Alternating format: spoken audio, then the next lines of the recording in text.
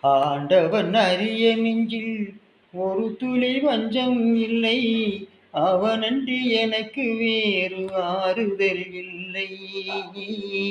ஆண்டவன் அரிய நெஞ்சில் ஒரு துளி வஞ்சம் இல்லை. அவனன்றி எனக்கு வேறு ஆறுதல் இல்லை. மனிதனம்மா மயங்குகிறேன். தவறுக்கு துணிந்த மனிதன் அழுவதில்லையே. தவறியும் வானம் மண்ணில் வீழ்வதில்லை.